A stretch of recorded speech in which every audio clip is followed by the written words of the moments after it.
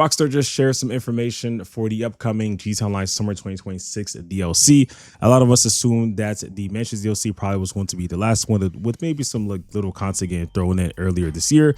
And a lot of us also expected by this time we would probably have more information regarding on GTA 6 and maybe even like trailer 3 and all of that stuff. Now we still do expect trailer 3 to release within the next few days or weeks, but still, a lot of us really expected that it would probably be a lot more by this period. Now, on the newswire that they shared a few days ago, they did mention a little bit about what they expect to do in the next few weeks, and then also for the DLC. They actually are kind of separating it because usually they might just like mention it and just put it all together on day one, but they're actually going to be doing it, a little bit different this time. Now, I do expect this DLC to be kind of similar to the previous ones that we had. I think the Mansions DLC did a lot more better with the amount of content they released compared to the ones that we've seen in like 2022, 2023, with those being extremely small DLCs and really just adding contact missions and maybe like a few cars. This DLC would make the most amount of sense to have like at least a lot of really good content and also just, like a good bang to just end off GTA Online, because this is definitely the last DLC for sure, being the fact that it is going to be, the summer DLC right before GTA 6 comes out. And this is probably like the last time Rockstar is going to be focusing a lot on GTA Online, as well as also the fact that, we know that we could still get a DLC in December, but it's going to be after GTA 6 comes out in November if it doesn't get delayed, which it shouldn't. So take a look at the newswire. It has upcoming improvements and adjustments, and it says we are constantly working to make GTA Online a better experience for all players. This includes rebalancing, targeting cheaters and other players negatively impact the game, and striving to make all experiences as accessible as possible so everyone can have fun and earn GTA money no matter how they choose to play. Starting next week, we will be doubling base payouts for special vehicle work, mobile operation missions, and casino work and story missions. All bail office targets, which is good. That's, a recently released DLC, a super yacht life, which I think they did in the past, and also the Project Overthrow missions with a 50% boost. So these missions, some of them are kind of old, some of them are recent. The biggest thing to get out of this for sure is that pretty much anytime you do these missions, they don't pay that well. So now with the 50% boost, it's going to be still not the best, but it's going to be decent. I wish they kind of made it even a little bit more than that. But regardless, though, it's going to be something that could get people more into those missions that exist in the game already.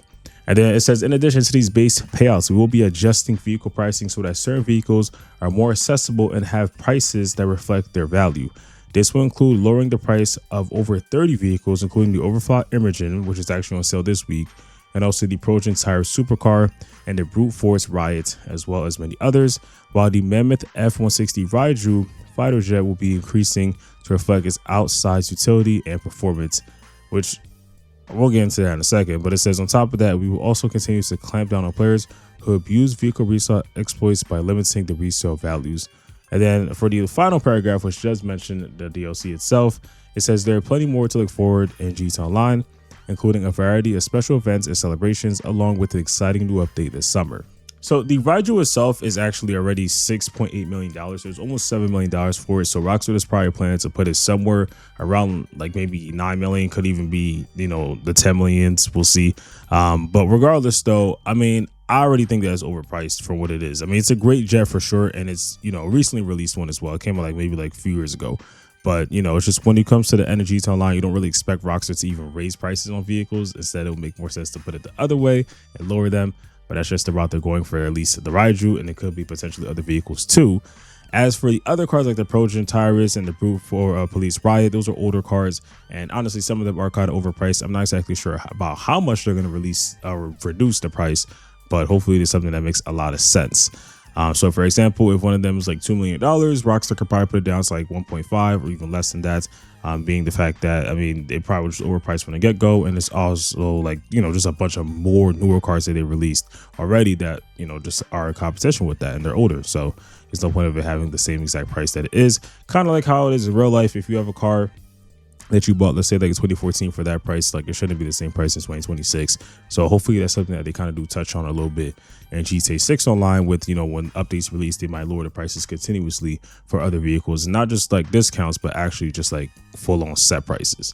Now, for the resale exploits, Rockstar is always focusing on this. I think in the last update, they did the same thing where they changed it so that you can't resell like at least that often, or you do it, but if you do it right after, then it's going to be like a 50% reduction. You got to wait like a week or like 40 hours, something like that. That's kind of a little annoying, but it is because of the vehicle exploits that people do. There's always loop glitches and all that stuff that's going on. And I mean, this is probably like the only way that they feel like they could, focus on that, which kind of sucks. Because some people just want to resell their vehicles and just buy other ones or things like that. But I mean, that's just something that Rockstar focuses on, hopefully, or I wish there was a better way that they could do it. But just know that's something that's going to be changing as well. So if you do plan on selling vehicles, right now, then probably, get to it before the update releases. And as for the update release possible dates, usually, at least for the past few years, Rockstar has released it in June. And I think June is a pretty good month to release it. And sometimes even, they kind of focus on releasing like mid-June or like the end of June.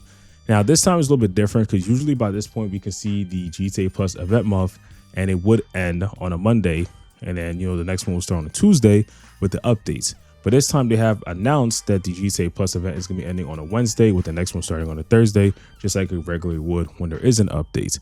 So it seems like they probably won't be releasing it on or in June this time. Now, I think at first they did have it so that it was going to, but then they switched up the dates like pretty much a few minutes after when this first, got announced for the Newswire and all that stuff. So I'm not sure if they're going to change it back.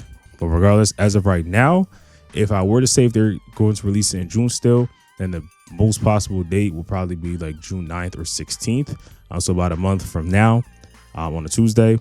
And if not, then it'll probably be like in the later weeks of June.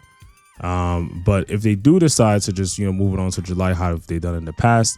And they're probably going to be the 7th, the 14th, the 21st, or the 28th of July.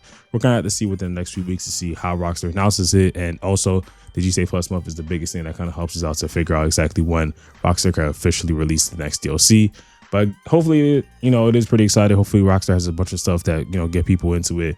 Check it out. New vehicles, new, businesses, hopefully new properties. We'll see how that goes. But that is all for this video, though. Let me know your thoughts in the comment section down below. And if you enjoyed, make sure to subscribe and put up post notifications. And I will see you on the next one. Peace.